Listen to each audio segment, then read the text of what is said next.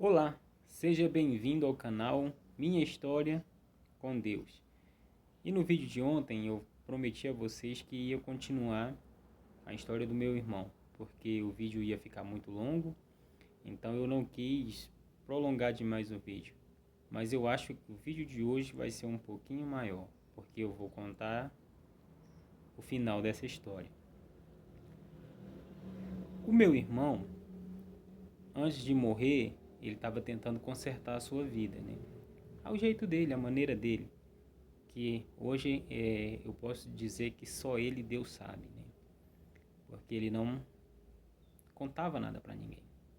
Mas a gente via nas atitudes, porque ele foi mudando aos poucos. E a gente, quando entrega a vida a Deus e deixa Deus moldar a vida da gente, a gente vê que o processo ele vai ficando diferente. Você não é mais a mesma pessoa. E assim estava acontecendo na vida dele.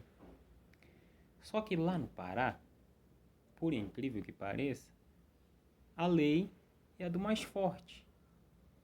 E tinha uma pessoa lá que ele mexia com grilagem de terra, né? Para quem não sabe o que é grilagem de terra, é quando a pessoa invade a fazenda de alguém, principalmente que lá no Pará tem muitas fazendas e fazendas muito grandes.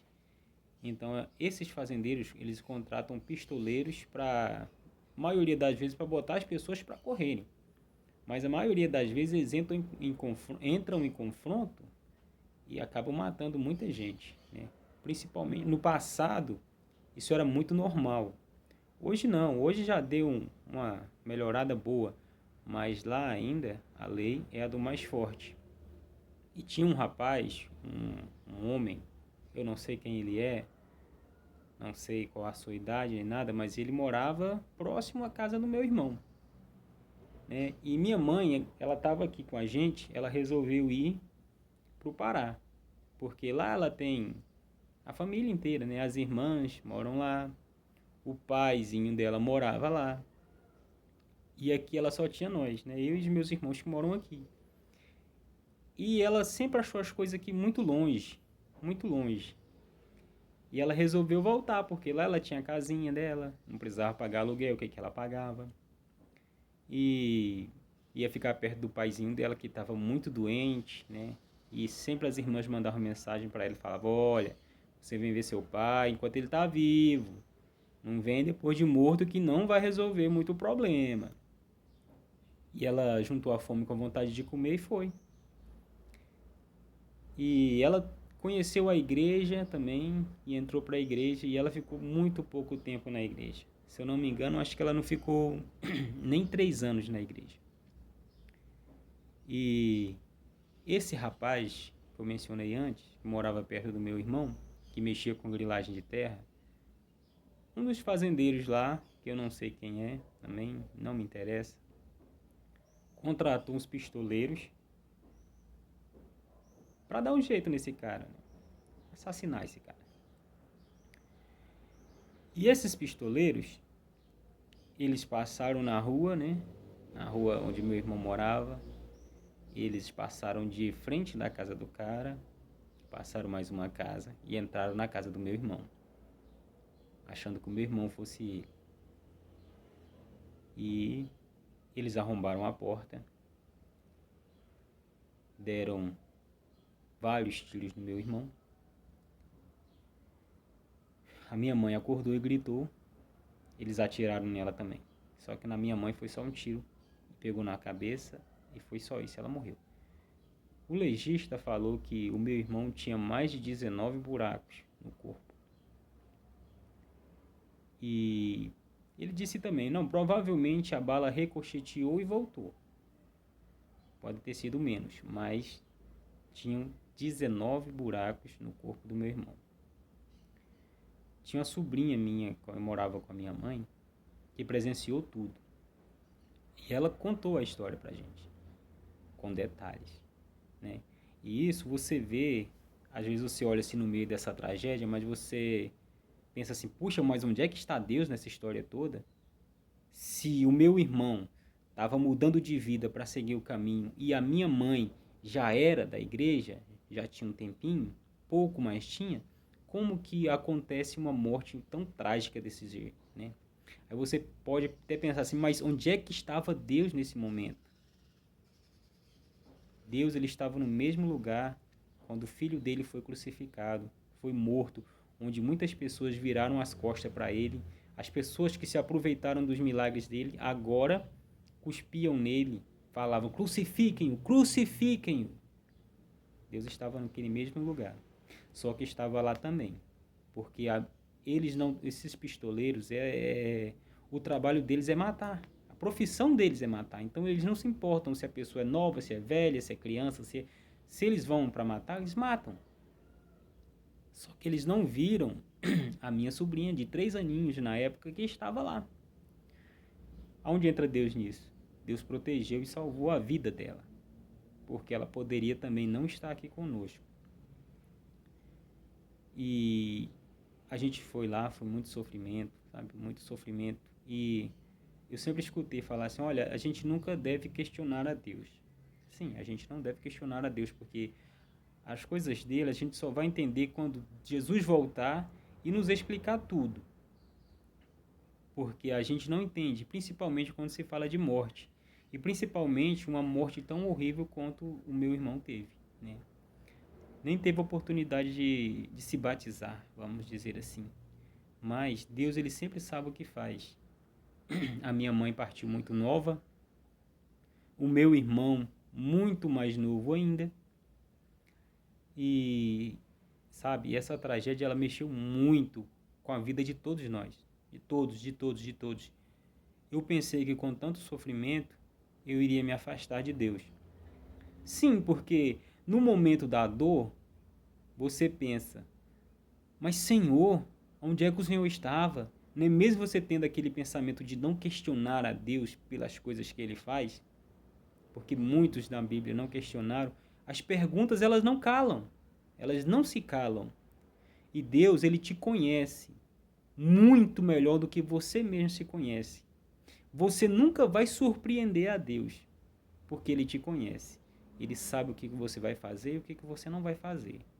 E se você tem perguntas para Deus, pergunte. É melhor você pôr para fora e ser muito sincero com Deus do que você ficar se matando sozinho com medo de questionar a Deus, com medo de perguntar a Deus por que tais coisas acontecem. Deus, ele quer a sua sinceridade de coração. Mas isso não quer dizer que você deva abandoná-lo porque tais coisas aconteceram com você na sua vida. Não, você não precisa abandoná-lo.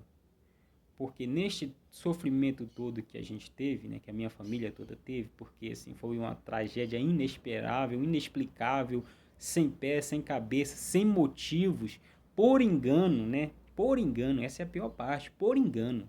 Eu perdi o pilar da minha vida aqui na Terra por engano, sabe? Simplesmente a pessoa errou e foi lá e matou. Simplesmente assim, para eles, né? Mas a palavra de Deus diz, né, pelo menos no Velho Testamento, que quem com ferro fere, com ferro será ferido. Esse mesmo fazendeiro que contratou esses pistoleiros que erraram o trabalho, ele contratou outros que foram lá e fizeram justiça, porque ele disse assim, olha, eu contratei vocês para pegar um criminoso, né, um bandido, não uma família. E eles foram mortos, né? Eu me arrependo, assim, porque... Não me arrependo, não, né? Eu achei que eu ia ficar muito feliz mesmo, porque a vingança foi feita, né? Quem matou a minha família foi morto também. Quem com ferro feriu, com ferro foi ferido. Mas eu não fiquei, porque no fundo mesmo do meu coração, eu gostaria muito que eles se arrependessem, conhecessem a Deus e mudassem de vida, sabe? Mas tudo que a gente faz nessa vida tem uma consequência. Por isso que eu falo para você, não abandone a Deus, porque as consequências que você vai ter por seguir a Deus chama-se vida eterna, um lar no céu, que vai descer aqui para a terra numa nova Jerusalém, onde esse tipo de coisa, esse tipo de tragédia não vai acontecer mais. Não vai. Então, assim, eu deixo para vocês um exemplo da minha vida, que foi difícil, Mas mesmo assim, eu não deixei de seguir ao meu Deus. Não por, como se diz, agora me fugiu a palavra da cabeça aqui. Por fanatismo.